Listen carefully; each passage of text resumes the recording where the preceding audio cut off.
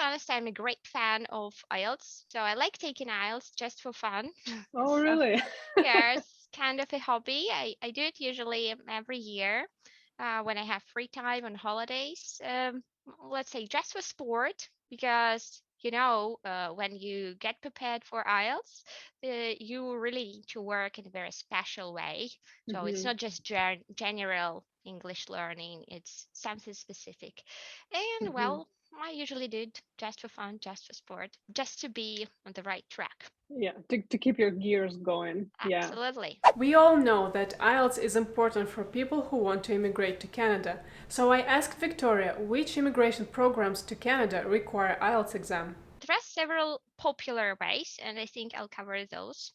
Let's start with the most popular. It's express entry, right? Or immigration as a skilled worker. People imagine what this program is like. It's like a rate, and people have to, I don't know, be assessed in terms of their education, marital status, and language, of course.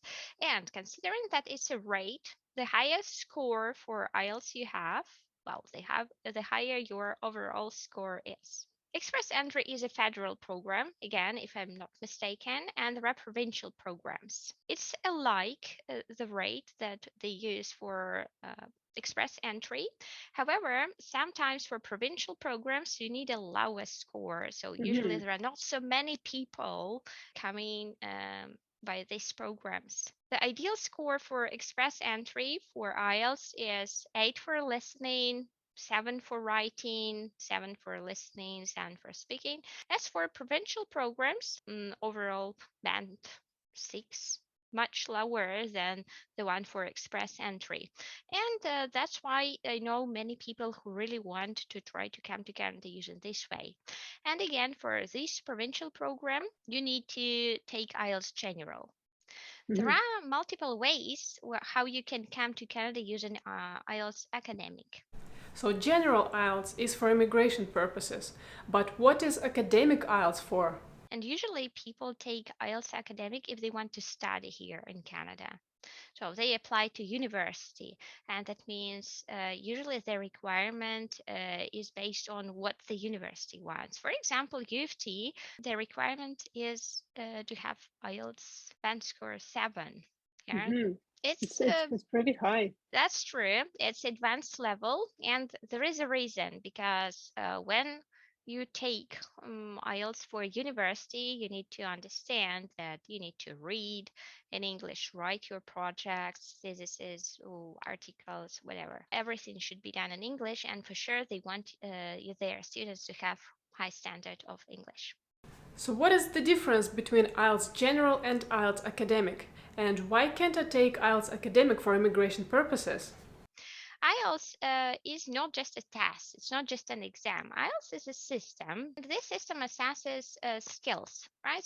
Four major skills: listening, reading, writing, and speaking. IELTS General was designed for life purposes, let's say to work, to live, to use English in your everyday environment. IELTS Academic was exactly designed for studying in English. And that's why the tasks that we have in both these types of IELTS, they actually reflect situations that people have while practicing English in natural situation. For example, in IELTS General, in writing part, people have to write a letter. It can be a letter either to their friend or to their employer. And the second task will be the essay, so the Hmm. discussion on any kind of topic. As for IELTS Academic, again, it's more practical, more suitable for a studying process, and that's why people they are preparing in writing task one, they are preparing a report based on a graph, a table, and usually we don't need this thing in everyday life. But what about people who are not considering express entry programs? Are there any other ways to immigrate to Canada without taking an IELTS exam? There are special programs here in Canada for people of particular jobs. who have particular professions. For example, they can be caregivers, they can be nannies, they can be truck drivers. Canada welcomes people of these jobs because there is a huge demand, and people can really come to Canada with basic knowledge of English. So if we talk about IELTS band score 5.0, that's pre-intermediate level. We can Mhm. say that it's the level you need to go shopping, to go to the doctor. So there is nothing really specific you really need to know. And for sure, people should consult their either immigration lawyer or they can just see the requirements on official Canadian websites, canada.ca. Everything is described very precisely, very detailed description might be found there. And there is another way to come to learn English here in Canada. In this situation, you don't need to take IELTS at all. What about employers? Do employers care about your IELTS exam? Here, I've never heard of any employer asking for language certificate. Let's say usual situation, people are asked questions during their interviews, and I'm not sure that employers really care about their IELTS certificates. During my second or third attempt, I used the same sentence structures during writing. And I noticed that during my second attempt, my IELTS score for writing was either the same or lower than the previous attempt. And that's when I had that thought that probably examinators can compare your previous paper with your current attempt. And maybe if they see the same structures, they see that you don't progress and you need to do more, you need to do better. It's just my theory. First of all, examiners do not compare your attempt Huh. with the previous one because there are thousands of examiners all around the world and no one knows who would read your paper. So Uh-huh. that's how it So works. it's not like there is no archive from which they can pull out your previous essay and compare. Yeah, Okay. that's not how it works. Yeah, every attempt is assessed individually. Talking about attempts for IELTS, for taking IELTS, here I'd like to mention the thing which is called luck. Sometimes you Mm-hmm. are lucky, sometimes you are not. Maybe you are too nervous. It's, I don't know, the atmosphere in the test center. Everything actually has an impact. How important is preparing for IELTS exam? For instance, if I'm a native English speaker, do I really need to prepare for an English test? Well, Victoria shared her thoughts. First of all, people really need to understand the structure of the exam. Sometimes I test native speakers, my Canadian friends, I give them IELTS speaking questions, or I test their writing skills, and I give them six. Sometimes I ask them, could you describe your, I don't know, furniture at home? And native speaker might say, oh, I have lots of chairs. Well, according to IELTS assessment scheme, unfortunately, that's just five. So where is the vocabulary? Where's the grammar? You know. That's why having a teacher and a strategy is so important while preparing for your IELTS test. Moreover, if you have a teacher, you can ask them to assess your skills multiple times throughout the process of preparing, so you know where you stand, how you're progressing, and what to expect during the exam. Those two parts, speaking and writing, they are very hard to train at home because you don't have someone who can actually check your speaking skills or writing skills. Do you have any tips for preparation at home? The best preparation for writing and speaking is to be assessed. That's the best thing to do. However, we all understand that IELTS preparation is kind of investment, and because of that, sometimes it's not so affordable.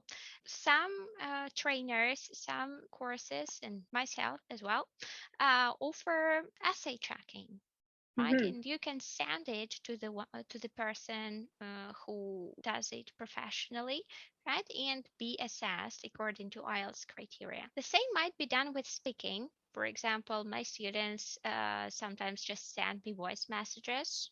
However, if there is no chance even to do something like that, You should consider the internet, because just ask people to evaluate your writing. I know on Facebook there are groups like that, and sometimes there are teachers, sometimes there are just students, just those candidates who are also on the same journey.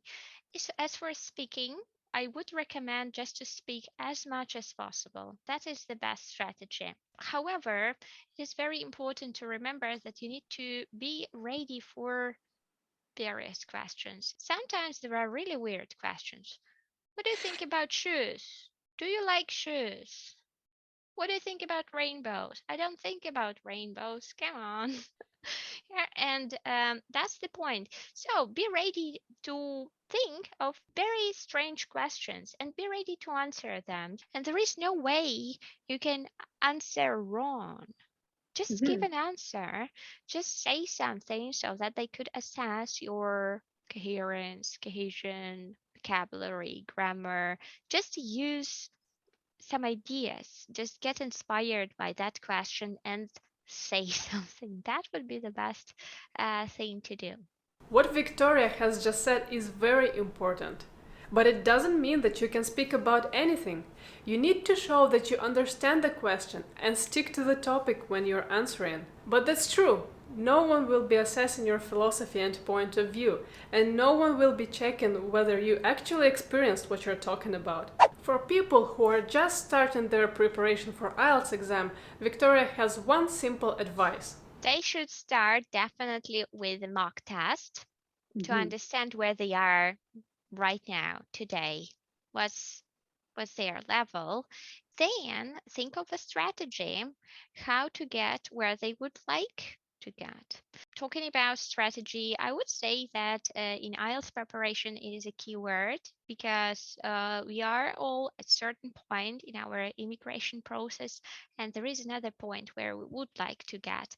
It is a great thing to understand, to analyze your learning, let's say your learning approach, and Mhm. understand how to get to where you would like to get. Obviously, Victoria has a lot of knowledge about IELTS exam, and she still considers becoming an IELTS examiner, but probably at a later stage in her life. Because unfortunately, IELTS examiners are not allowed to teach, it's an official requirement, and Victoria loves teaching English. And while she is a teacher, we have this wonderful opportunity to ask her as many questions as we like to help you prepare for your IELTS exam and pass it with flying colors. By the way, for those who are inspired by IELTS itself, I would recommend to go to IELTS website, IELTS official website, and check out their research page, because it's really interesting. And one day maybe I would like to share the results I found there personally, because that's exciting. On behalf of all our viewers, I would like to say thank you. Thank you for your time and thank you for sharing this information with us. Thank you And for having me. And that's it. Thank you for watching. If you found this information valuable and if you like this format, please let us know in the comments below. And as usual, please don't forget to check the description box below for more information, or if you want to reach out to Victoria and ask her more questions. Let us know which experts you would like us to interview.